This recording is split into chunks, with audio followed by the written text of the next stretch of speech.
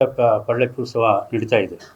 ಇದು ಒಂದು ಕಾರಣ, ನಮ್ಮ ಬಸವೇಶ್ವರ ಸೊಸೈಟಿಯು 100 ವರ್ಷ ತುಂಬಿದೆ. ಈ ಸಂದರ್ಭದಲ್ಲಿ ನಿಮಗೆಲ್ಲ ಗೊತ್ತಿದ್ದಂಗೆ ಒಂದು ಕಟ್ಟಡ ಕಟ್ಟುವಂಥ ಒಂದು ಎಲ್ಲ ಕಡೆ ಕಟ್ಟಡ ಕಟ್ಟುವಂಥ ಪರಂಪರೆ ಇದೆ. ಆದರೆ ಮೊನ್ನೆನೇ ಒಂದು ನೂತನವಾದ ಕಟ್ಟಡ ಕಟ್ಟಿರೋದ್ರಿಂದ ಒಂದು ವಿಶೇಷವಾಗಿ ಸಮಾಜಕ್ಕೆ ಒಂದು ಧರ್ಮ ಸಂದೇಶನ ನೀಡಬೇಕು, ಸಮಾಜಕ್ಕೆ ಧರ್ಮದ ಮುಖಾಂತರ ಸಂದೇಶ ಹೋಗಬೇಕು ಅಂತ ಹೇಳಿ ಎಲ್ಲ ಮನೆಗಂಡು ಎಲ್ಲ ಸಂಘ ಸಂಸ್ಥೆಯವರು ಸೇರಿ ಒಂದು ಪಂಚಪೀಠಾಧೀಶ್ವರರ ಒಂದು ಅಡ್ಡಪಲ್ಲಕ್ಕಿ ಉತ್ಸವವನ್ನು ಈಗ ಹಮ್ಮಿಕೊಳ್ಳಲಾಗಿದೆ. ನಿಮಗೆಲ್ಲ ಗೊತ್ತಿದ್ದಂಗೆ 34 ವರ್ಷಗಳು ಆದ ಮೇಲೆ ನಮ್ಮ ಹಿರಿಯ ಸ್ವಾಮೀಜಿ ವೀರ ಗಂಗಾಧರೇಶ್ವರ ಸ್ವಾಮಿಗಳಿದ್ದರು, ಅವರಿದ್ದಾಗ ಶಿವಮೊಗ್ಗ ಜಿಲ್ಲೆ ನಡೆದಿತ್ತು. ಈಗ ಪಂಚಪೀಠ ನಡೆದಿದೆ. ಈ ಒಂದು ಉತ್ಸವವು ಬಸವೇಶ್ವರ ದೇವಸ್ಥಾನದಿಂದ ಹೊರಟು ನೇರು ರಸ್ತೆ ಮುಖಾಂತರ ಜೈಲು ರಸ್ತೆ ಅಕ್ಕಮಹಾದೇವಿ ನಮ್ಮ ಅಲ್ಲಮಪ್ರಭು ಬಯಲು ಅಲ್ಲಿ ಸಮರ್ಪಿಸಿಕೊಂಡು ಸಾಯಂಕಾಲ ಈ ಕಾರ್ಯಕ್ರಮ ನಡೀತಿದೆ. ಈ ಒಂದು ಕಾರ್ಯಕ್ರಮದಲ್ಲಿ ನಮ್ಮ ನೆಚ್ಚಿನ ನಾಯಕರು, ಇಡೀ ನಾಡಿನ ಕರ್ನಾಟಕದ ಅಭಿವೃದ್ಧಿ ಅಧಿಕಾರರು, ನೀವೆಲ್ಲ ಗೊತ್ತಿದ್ದಂಗೆ ಮಾಜಿ ಮುಖ್ಯಮಂತ್ರಿ ಯಡಿಯೂರಪ್ಪನವರಿಗೆ ಒಂದು ಅಭಿನಂದನಾ ಸಮಾರಂಭ ಸಹ ಇಟ್ಕೊಂಡಿದ್ದೀವಿ.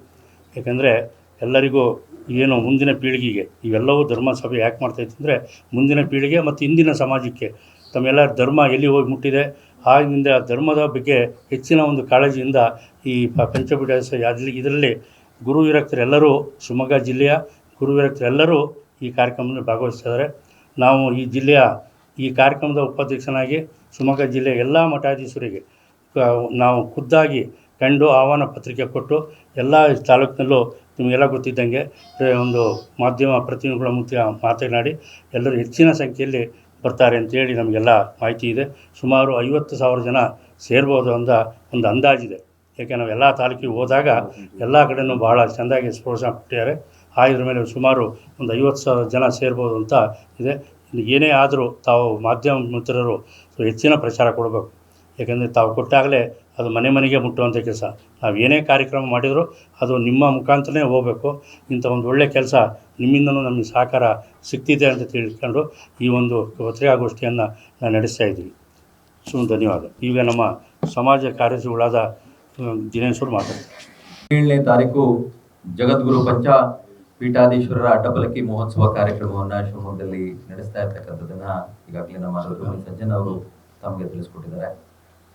ಬಸವೇಶ್ವರ ವೀರಶೈವ ಪಟ್ಟಣ ಪತ್ತಿನ ಸಹಕಾರ ಸಂಘದ 100ನೇ ವರ್ಷದ ಕಾರ್ಯಕ್ರಮ ಕೂಡ 16ನೇ ತಾರೀಕು ಕುವೆಂಪು ರಂಗಮಂದಿರದಲ್ಲಿ ಬೆಳಗ್ಗೆಯಿಂದ ರಾತ್ರಿವರೆಗೆ ಕಾರ್ಯಕ್ರಮ ನಡೆಯಲಿದೆ. ಸಂಜೆ ಅವರ ಒಂದು ಸಾಂಸ್ಕೃತಿಕ ಕಾರ್ಯಕ್ರಮ, ಬೆಳಗ್ಗೆ 100ನೇ ವರ್ಷದ ಅದ್ದೂರಿ ಪ್ರಾರಂಭೋತ್ಸವವನ್ನು ಅವರು ಮಾಡ್ತಾ ಇದ್ದಾರೆ. ಆ ಸಂಬಂಧವಾಗಿ ಅಡ್ಡಪಲ್ಲಕ್ಕಿ ಉತ್ಸವವನ್ನು ಶಿವಮೊಗ್ಗ ನಗರದಲ್ಲಿ ಆಯೋಜನೆಯನ್ನ ಶಿವಮೊಗ್ಗ ನಗರದ ನಮ್ಮ ವೀರಶೈವ ಲಿಂಗಾಯತ ಸುಮಾರು 52 ಸಂಘಟನೆಗಳ ಎಲ್ಲ ಪದಾಧಿಕಾರಿಗಳು ಕೂಡ ಒಗ್ಗೂಡಿ ಈ ಕಾರ್ಯಕ್ರಮದ ಯಶಸ್ಸಿಗೆ ಹಗಲಿರುಳು ಕೂಡ ಶ್ರಮಿಸ್ತಾ ಇದ್ದಾರೆ. ಇಡೀ ಜಿಲ್ಲೆಯ ಸಮಾಜ ಬಾಂಧವರು ಕೂಡ ಇದರಲ್ಲಿ ಭಾಗವಹಿಸ್ತಾ ಇದ್ದಾರೆ. ಬಹುಶಃ ಕೇವಲ ಇದು ವೀರಶೈವ ಲಿಂಗಾಯತ ಸಮಾಜ ಅನ್ನದೇ ಇದರಲ್ಲಿ ಎಲ್ಲ ಏನು ಪಂಚಪೀಠಾಧೀಶ್ವರ ಗುರುಗಳ ಭಕ್ತರು, ಸಮಾಜಕ್ಕೆ ಬೇಕಾದಷ್ಟು ಜನ ಸಹಕಾರವನ್ನು ನೀಡಿದಂಥವರು ಕೂಡ ಈ ಕಾರ್ಯಕ್ರಮದಲ್ಲಿ ಅವತ್ತು ಭಾಗವಹಿಸಿದ್ದಾರೆ. ಕರ್ನಾಟಕ ರಾಜ್ಯಕ್ಕೆ ಶಿವಮೊಗ್ಗ ಜಿಲ್ಲೆ 4 ಜನ ಮುಖ್ಯಮಂತ್ರಿಗಳನ್ನ ನೀಡಿದೆ. ಅದರಲ್ಲಿ ವಿಶೇಷ ಅಂತಂದ್ರೆ ಸನ್ಮಾನ್ಯ ಯಡಿಯೂರಪ್ಪನವರು 4 ಬಾರಿ ಮುಖ್ಯಮಂತ್ರಿ ಆದಂಥವ್ರು.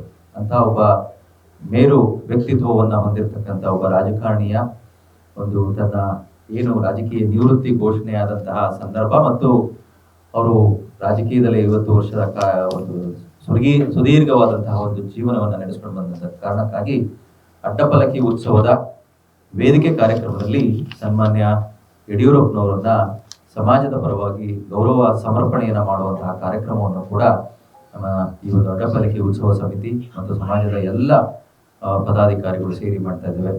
ಈ ಕಾರ್ಯಕ್ರಮಕ್ಕೆ ಅತ್ಯಂತ ಹೆಚ್ಚಿನ ನಮ್ಮ ಸಮಾಜ ಬಾಂಧವರು ಇರ್ಬೋದು ಹಾಗೂ ಶಿವಮೊಗ್ಗ ನಗರದ ಜನತೆ ಈ ಕಾರ್ಯಕ್ರಮದಲ್ಲಿ ಭಾಗವಹಿಸುವುದರ ಮೂಲಕ ಈ ಕಾರ್ಯಕ್ರಮವನ್ನ ಯಶಸ್ವಿಗೊಳಿಸಿಕೊಡಬೇಕು ಅನ್ನತಕ್ಕಂಥ ವಿನಂತಿಯನ್ನ ಈ ಒಂದು ಪತ್ರಿಕಾಗೋಷ್ಠಿ ಮೂಲಕ ನಾನು ಮಾಡ್ತೇನೆ. ಅತಿ ಹೆಚ್ಚಿನ ಪ್ರಚಾರವನ್ನ ನೀಡಬೇಕು ಅಂತ ಹೇಳಿ ತಮ್ಮನ್ನ ಕೂಡ ನಾನು ವಿನಂತಿಸ್ತೇನೆ.